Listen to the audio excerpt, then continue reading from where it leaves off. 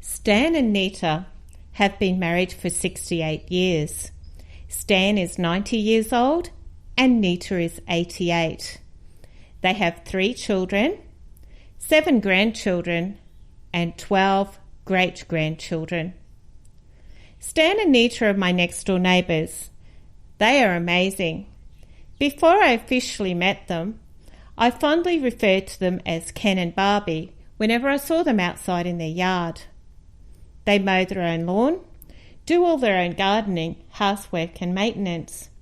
Nita is an excellent cook, plays the piano, a survivor of breast cancer, 2 major operations on both knees, and only a year and a half ago broke her back, and she is now getting around up and down stairs and only uses her walking stick for a little bit of security. Stan is incredibly talented as well. A builder by trade, still does all the maintenance on his own home, has built their original relocated small timber home into a beautiful mansion that is filled with photographs of the entire family history. I remember Nita saying to me once, "When I wake up in the morning, I give thanks for being alive. I get up and face the day. Whatever challenges come my way, despite the body pain, I am happy to be alive." Stan and Nita are an inspiration to me, and it gives me great pleasure to be able to do this interview with them. Today we are sitting here on Nita and Stan's patio, overlooking their beautiful garden on cane chairs. We've just had tea and coffee. We've got homemade fruitcake and this lovely cheesecake as well. Blueberry. Blueberry. Thank you for chiming in that. That is just gorgeous. It's something that you just want to keep eating. Nita and Stan, we've had a couple of chats now, and you've shared with me how you met. And today we're going to record exactly how you both came to meet, to become lifetime partners. So share your story with me. Well, at a dance, I'm just trying to think, I was about 17, and he used to come get me for jazz waltzes, because he liked to do that, and the foxtrots. He didn't like the old time very much. But anyway, there was a couple of other blokes that used to dance with all of us, you know. There was a whole crowd of girls in Mariba that time, and we all stuck together, us girls, us young girls, looked after one another too. But at this particular night, we were dancing the Madam One Waltz, and he said to me, "Do you think I could take you home tonight?" And I said, "Oh," I looked up at Mum, and I said, "Well, I'll tell Mum," because we used to walk home with her and carry her banjo mandolin and her violin for her.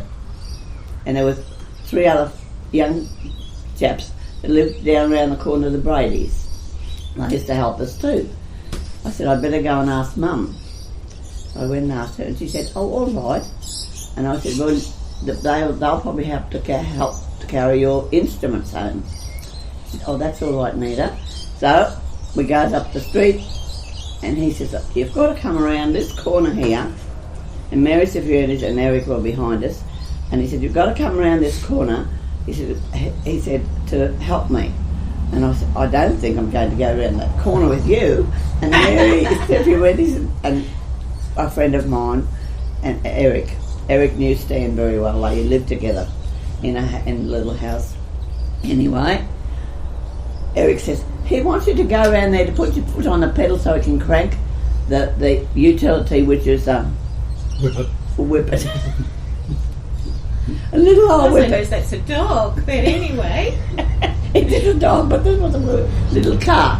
So he took me home in it, and then when he said goodnight, he said, "Can I give you a kiss?" So we had a little kiss, and he said, "Now I've got to go." And it wouldn't start. So put my foot on the thing, and he cranked and cranked, and I wouldn't start. He said, "We've got to push it."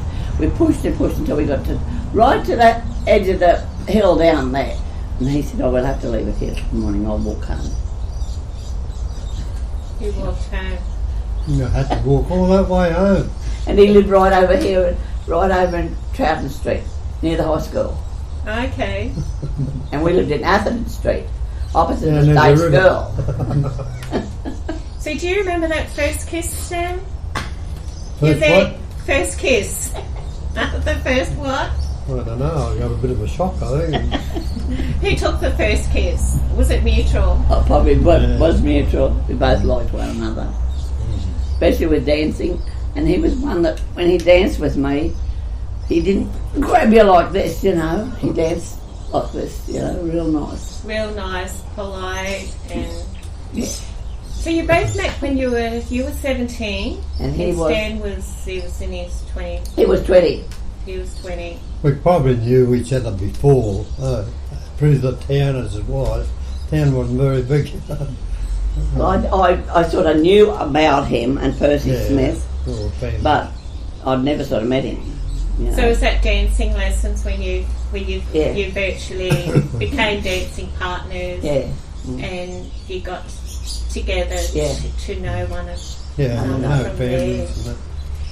Yeah. So how long were you together dating then? Obviously that first kiss sealed it, and the whippet that wouldn't start, and you had to walk home. You had some time to contemplate this. And So then we decided, when we decided to get married on the 19th of December, I was turning, what was I, 20, and in January I was 19. so you dated for 3 years before you tied the knot. Well, she was working somewhere and so At the was pie I. mill. No, No. I was still working with the bloke who taught me the trade, I think. And you were taking loads of veneer to Cairns. Oh yeah. Remember the you truck. worked for Toby Kelly in a truck, and I knew him then too. She was at the ply mill. He where was I going pick with it me up. then, but I knew that he was out there, but I couldn't go out there because I was busy working inside. I knew that's what he was doing every day, taking that. And then after that, he started carpentering with his old boss.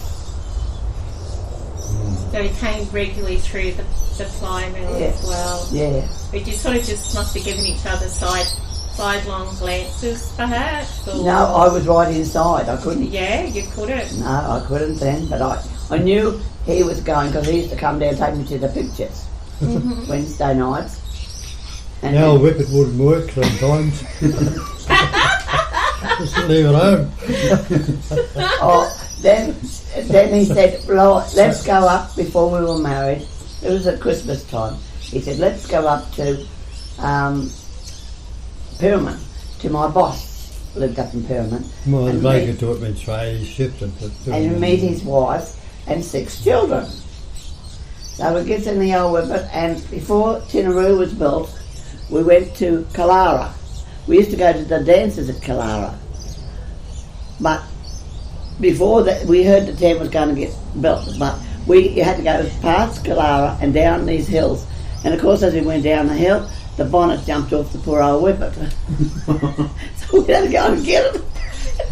Do you think she wanted to marry you because of the whippet, or you was encouraging you need to change that? I'm not too sure. So we put it back on, and then we start off and go again.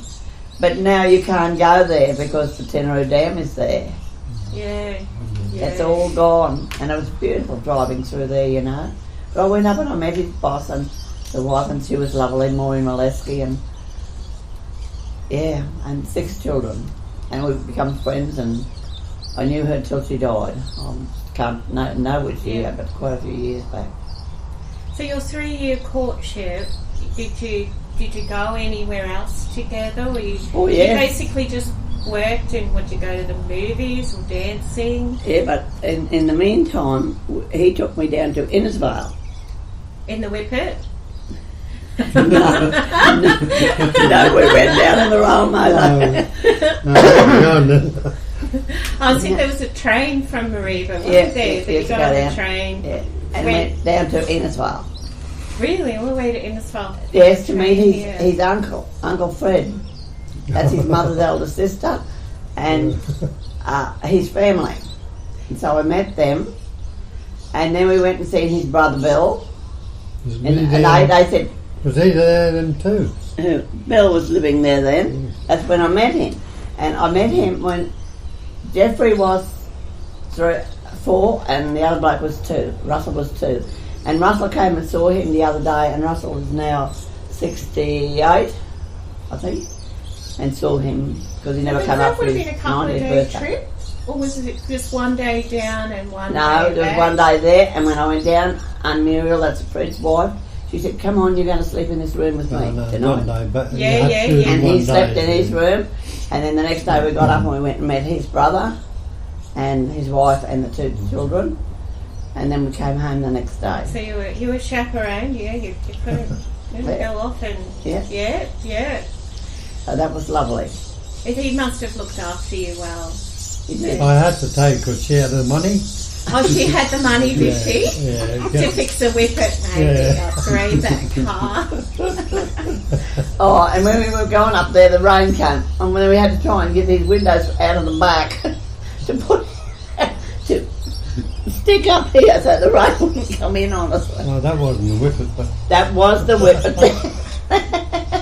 Don't mind. So you dated for 3 years, and it sounds like you had many adventures together. We did, yeah. And you both decided that you wanted to get We married. used to go down to the beaches, you know. Oh, yeah. Down to the beach in Cairns. You Yeah, ventured yeah. down on the All train right, again. Well, No, we used to go there with friends too. End up getting better vehicles, let's put it that way. You thought, if I'm going to keep taking this girl everywhere, I've got to change out the car. So what did you change out to? What were you driving around in? We went in that little car from England. What was the name of it? Mayflower. Yeah, Mayflower. Did you hear about the Mayflower? That was your new car that you... Yeah. Well, it wasn't a new one, it was a second-hand one, but anyway, that was it. Did you trade in the whippet, or is this a whippet parked You in might the have shed had a still picture. somewhere? No, I don't know. What was it? No, I think I kept it for a long time. Yeah, but it wasn't going. Well, it could have been. No, I don't know. So what came into this, moving down to the beaches, was Paddy McKenna, his mother, That's and where his farm. the house where you are. And he was our best man at the wedding. For the wedding. And he used to take us down in his car. Or he'd take a couple of other people too. There was about 5 of us in the car, and we'd go down there. We might even have a night out. And one night went down there, Yorkie Snobs. That was a fabulous place for all the young people to go. Dancing and... Yeah, we were dancing, and they had a few drinks. And anyway, the dogs, the poppers. Hang on, we're just waiting for this big truck to go past. It's going past, yeah. He's still in his bed. so anyway, Noisy here, eh? I went for... Gets a bit Oh, we're noisy. going to go for a swim. We're going to take our clothes and go. I said, I'm not taking my clothes and go for a swim. I'm going to sit here on the beach. Blow ya. I had a little stubby. I said, I'll sit here. Little bottle. I said, I'm going to sit here and drink my drink. I said, I'm not going that old water. I can't see there. It was dark. So they all went swimming. Oh, in the sea in the dark. Yes, At night. at night. Oh, you wouldn't want to do it now, even in the daytime. I think you get eaten by a crocodile. I No, know. I don't trust it now. No. So I said to him, no more of this silly rot. We're not doing that anymore. Oh, now that you're planning to marry him, you just said that's it. Yep, no Yeah. more of that rot. But No we had more lots of of that. parties here after we were married, and when we moved here. We Okay. had lots of parties. A lot of his cousins, Beryl, that's in the hospital now, and Lil, my sister, sometime, and Mum, sometime come here. It was beautiful. I built a house. Played the I built a piano. house down one of the Innisfail, way out in one of the beaches, Liverpool River. Yep. I went out and I built a big home for Blake right along the river. Is this before you got married, Nita, or Yes. you had to travel? Yes, we were married, Dad. We were married. Yeah, you were married then. You I said you left her travelled home. away. No, I had to leave her home. So when you decided to get married, you were 19. Did you have to get permission? Or no? Mum relented and said, all right. She initially said no. Did she feel that you were too young? Yes. Or? It's not that she was And worried I- about staying in the with her. She was more. No, I think she just didn't want to lose me. Because Louise was always with the other auntie. Yeah. And Mum was lonely, see. So I remember you telling me something that you threatened your mother when she said no, you're not going to get married. What did you say? I said, well, we might go and live together. Oh, ding, bing, da bing. This was in 1957, was it? They said 1953 in the June. okay. And I said, Mum, we've decided we're going to get married on the 19th of December. In December. And she said, well, Christmas time. what's going to happen now? How can you afford it? I said, we are going to cater for our own wedding. And we did. And when Mrs. McKenna I had better and Paddy cars McKenna then. was going to be Good ones. our best man. Could go on a honeymoon. And I had Nita Ruse, another Nita Ruse, was friends with me for years. We're still friends now. And I said, look, we'll get some chooks off Mrs. McKenna. You couldn't have chooks those days. There was no, you couldn't go to shop and buy a chook. They weren't there. So he came out here. She was living right No, here. those were sitting on the perches with their feathers on them, weren't they? Yeah, they were running around the yard when he come to pick them up. And she said, I think it was about 14 or 15 chickens. So he got them and he killed them and he plucked them and Yeah, I cleaned thought them they were all. ready to take them. It's the ice works, you know, but not. They were still running around the yard. So you had to slaughter your own chooks for the banquet that you put on at your wedding. So he was working at the ice works. So he took them to the ice works and put them in the freezer. And then Mr. Tremble, I used to work for him before when I was only 15. Baker. He was a baker. So I said, Mr. Tremble, will you do this for me for my wedding? He said, yes. So he cooked them next morning. And then Dad had to come and put them in the fridge again. So they and then we wanted some cakes. The wedding. Nita Ruse, my bridesmaid, she said, Mrs. Seaman in Cairns makes beautiful cakes. Nobody did it here those days. She made my 8-inch one, Nita. She said, I'll ask her, will she make you a 3-tier wedding cake?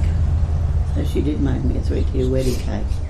And Paddy went and picked it up, and there was no flowers there in this place here now. So we got a few flowers for the flower girls, but we wanted nice bouquets. So we ordered them from down Cairns, and they packed them up in dry ice, and Paddy bought the 3 bunches up, all done up in big So plastic. he drove down and picked He them drove up. down and picked them up, and picked up my cake. Wow. So you had the full regalia, you had your suits and your big long white flowing dresses. It's from my Auntie May. She made my wedding dress, Yep. and she made the 2 bridesmaids' dresses. Peggy Stone was my other bridesmaid, and she made the 2 flower girls' dresses. They were both 10. And now, I will tell you something now. One of the flower girls was my niece, Teresa Troughton. She was 10. This boss of his, Molesky, his daughter, Gay, was 10. So they were both my little flower girls. Now, Gay Molesky lives in Melbourne. She is now 77 and sends me a card every year for my birthday and for our wedding. That's lovely, isn't it? Yes. Yeah, and she's 77. Makes you feel old. That's how time flies, doesn't it? It certainly does fly. Oh, So no. your wedding, you were both still living at home before Well, he was you got living with married? he was living with his parents. Not his father was dead. His father died 6 months before I started going with him. Oh, okay. This was before you met. Before Your dad passed away. Yeah. Yeah, my mother was there. His mother was there, and then I met the grandmother. I met her, and I met his other sisters after that. Yes, I knew Edith, didn't I? I met Edith. But She lived in She Africa. come into a nice house. I built it all. So you moved out of home and you moved in with Stan in his house, or Yes, did you? no, into Troughton Street, yes. And his mother went, and she was living with her sister Auntie Flo. Yeah, so we stopped there for a while, and then, then I had Barry when I was there, 1955. He was born here. He was born 55, he's 66 this year. Yeah, yeah. Yep, yeah. That's where your first child Yeah, and he came had along. beautiful red hair. And everybody said, oh, he must belong to the milkman. But he was the milkman. You were builder as well as doing... Yeah. Yeah, I used to do a lot of different jobs. He used to do that in the morning, go to work about 3 o'clock in the morning, and then he'd do carpentering in the So afternoon. did he, like you said, you met him at dancing lessons. Yeah. Did he come and drop milk on your doorstep when you were a young child? No, I don't remember him. No, he was too young then. There's only 3 years between us. But you married the milkman. Yeah, had there. And My yeah, red-headed baby. Red hair, because my mother had red hair. Yeah, the genetics. And I had the blonde hair and he had dark hair. But when he grew his beard, he went away one time fishing for a fortnight. When he came home, I said, who's that man with the red beard? And it was him. Stan, so it come out in the facial hair. Yeah. That's amazing. That's an amazing story. I don't know. For 68 years coming up, being married together and revisiting how it all began, it must just feel like yesterday. Do you think? I can even think when we were getting married. I don't know if Dad can. He's losing his memory a little bit. But I remember the day. you remember that day? Oh, and of course, this Paddy McKenna. We were Paddy getting our McKenna, photos people taken. We lived were here. getting our photos taken, you see. So what does Paddy do? He went and got a bottle of beer, big bottle, opened the top and it's flowing over the top. And he's standing there like this beer, and we're getting our photo taken here, and he's behind us, and we could see him over there. And he said, Dan wanted a beer. It was so hot. Oh, there was big black clouds up there. I was going to say, in December, you're doing 4 Those or 5 days, 8 days. Christmas would be really hot. and those days, from, I'd say, November, right through to the end of January, we used to get storms. Big clouds come up. 4 o'clock every afternoon, it was pelt rain. So I got married at 2:30. And it never rained that day, but it was hot. And then we were going around all the beaches. And had breakfast. And I just want to ask a couple of questions. Mm-hmm. And when you come to choose your partner that you're going to settle in with, there's certain characteristics and traits, and you always go, well, I reckon this man's right for me, I reckon this girl's right for me. And so you were dancing partners, but there must have been something a little bit more to that. Like, what did you think that you felt as Stan being this person that you said, I'm going to settle with this guy? Well, I think I just fell in love with him.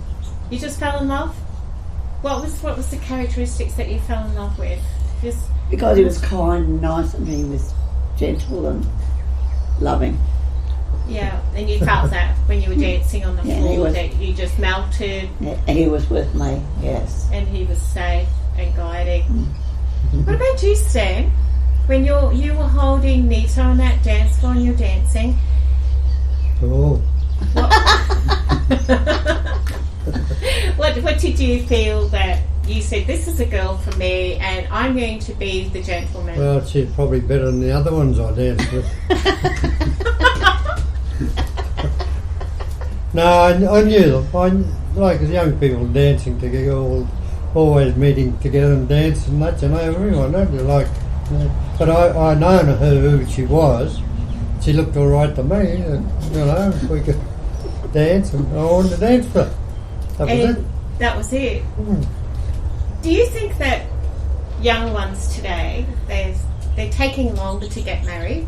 Some of them are not even getting married. No, that's right. They're dating online. they're typing in a heap of words and looking at pictures. I think in that time, in those days, if you're going to get married, don't take long. You get married, you know, not like some of them get engaged and last for months and months and months, and they get married, don't they, today? Not type of how the mother and father want you to do and all this too, you know. Join up, do the right thing. Yeah, that's what I think. Nobody wants. The rest of the family was there, but and my mother, I had a mother, you know, but my mother I wasn't kind of living with them because she was old and everything. I was on my own, kind of. Yeah, it sounded like that at the age of 23. She wasn't even at the house where were living, my mother and me. She wasn't home. She was at her sister's last time because I wasn't at home, you know. She couldn't live on her own. But he was the last of the family. There was Edith and the three girls. Then there was Bill. There's 5 years between him and Bill. Bill was left home by the time he was... that was things. You're very mature. You were ready to say, well, this is my life now, and I'm going to take a wife, and I'm going to start. Also, I could get a bit of hired help in the house, you know. That actually leads me to another question. Being together for nearly 68 years, household duties and chores, they seem to be play a contention in a lot of marriages. It's like, I vacuum more than you, or I clean the toilet more than you. 68 years of splitting the chores. How have you managed that? It doesn't, for us, we don't do that. When we get up in the morning, we both come out, we get dressed, he helps me to make the bed, then we both come out in the kitchen. But that's even so when we were married first and I was going to work, or it didn't make no difference, our life, you know. So you were working full time, and then when you had your young children and you were working and you were working, and you come home and there was chores to be done. Home for the day. Well, Mum lived with us for a long time. So your mum, extended family helped through busy times? Yes. But even now, I mean, we both go out and we both organise what we want for breakfast and help one another, you know. So it's never been an issue of like, I scrub the toilet more No, than you. we travelled to get up the bush. We're allowed to pack up and go up to Mitchell any time, you know, just for fishing a couple of days. So you just get on with it. You don't think about it. Yeah. Just get on with it and do it. Yeah, we've been up to Gulf everywhere, you know, just pack up and go. And I want to put some potting mix on all my pot plants down there. So the wheelbarrow is hard for me to wheel. So he put the potting mix in there and he shoveled onto the plants and I just watered them. And you worked together. So if you wanted to give some advice to a married toleration, couple, help one another. Even though you might sometimes I'll say, oh, Dad, don't do that. And he says, oh, right, well, I'm going up the shed. So off he goes, up the shed. Men must have a shed. They must, even if they don't do anything in it, is that right? They go there just to stare at the So walls? he comes, but he doesn't. He goes up there and does something else. But anyway, he comes next 5 minutes later or 10 minutes later, he comes down. He says, When's smoke over? I want a cup of coffee. No, I think there's a lot of trouble in the family. A lot of people can't. How would I put it? She goes cooking me all the time, but I don't. Did you hear that, folks? Yes, Dan says that she goes crooked him all the time, but he can't hear it. So there's selective deafness. Yes. But I do think a lot of people do not. If you make that vow, well, a lot of people, you've got to think about other people. When I was sick, he said, "Oh, come on, you better get up now and try, and help me." So he'd help me, And when I had both my knees done, he used to sit me in the bathtub and then come in and say, "Now you're finished," and help me out of the bathtub and sit me in the chair and help to wipe me down. We helped one another. And when he had prostate cancer. We spent 2 months in Townsville. Yeah, that's a long time to be away, isn't it? We had 2 months in Townsville when he had prostate cancer. Both went. We both were down there, yeah. and we stopped at what's the place? Something. It's a house, and we stopped there for free, but we had to buy our own groceries. And because he used to work away, I used to buy all the groceries.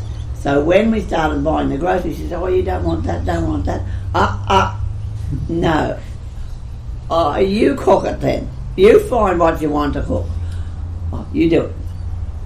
Go back up the shed. So, so now we go and he wheels a trolley and I get what I want. I write down and we then he helps me carry them all upstairs. Oh, yeah. Then we have our cup of coffee and sit out here and watch the world go by. So when you both retired, and this is something, another thing that couples struggle with, is when the man is home all day, you're all home all day, and you might have had separate things that you did, and then all of a sudden, as you say, you're both now going grocery shopping together and you used to shop on your own. I found that some couples are still having problems because you both became retired. And For me, I've been very, very lucky. I've got to this age, and I could still go out there and make concrete, do anything like that. I can still go and do it, and that's what helped me forever, you know. If I'd have been bedridden or sick, I couldn't do it, that would have been trouble. Yeah, I'd have had to go away or something.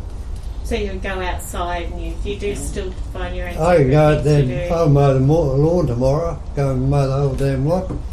And if it needs petrol, rig and fill it up again. And people, you do remember, I have to remind you that Stan is 90, okay? He's mixing concrete and he's going to mow his lawn tomorrow. We told him he's going to paint the ceiling, certainly. I'll watch the interview shortly, and I've just got one more question to put to you. I think we've got a lot to learn from those who've travelled the roads before us. One piece of advice that you want to pay back to those who are coming up, who's going to join together partnership with someone as a marriage. I mean, 68 years. Have you got one piece of advice that you can give a young couple that will help them get to the 68 years and be? What does your heart tell you? If you think you can make it, do it. But if you don't, come home. That's what I gave my advice. So we reckon we could conquer the world, him and me. Years ago. We didn't conquer the world, but we're still here. That's why I got the shed. How about you, Stan? Right. Being married to a great woman for 68 years, and there's more years to come yet. Your piece of advice, what would you say? Well, I think you just have to work together and be same thing, what you want both, you know. Like we've done a lot of shifting in houses. We've been around 5 farms and living and shifted. We've shifted 8 times. Yeah. And I'm not shifting anymore. I'm going in a box. We all end up in one of those one day, won't we? Yeah, well... But I think toleration. So you're saying work together on everything? On everything, yeah. And when you feel like you're not working together, do you have to take stock and go, well, why isn't this? Well, you can have a little row now and then and things like that. A little round. The shed. Sure, not every marriage has been 100%. And we've had happy days. We've had our disagreements, and to tell you the truth, he wins sometimes, but I mainly win because he gives in to me because he tolerates me. So I do him. I don't win anyway. Wherever they come, we. What I've been doing in life and trading, carpentering mainly, but I've been lots of other things, and it all suited her a lot what I'd done, you know. Well, I went with him when he decided to grow the backyard. I was going working in Dimbulo. I had to wait for a week. I'd leave here Monday, I wouldn't come back till Friday. And I'd mow here, and then I'd go and see Mum. She'd hold the I fort went to and wait Innisfail, till I you come worked back. way down there. Well, what do you want? It's good to get back home to have a good feed sometimes.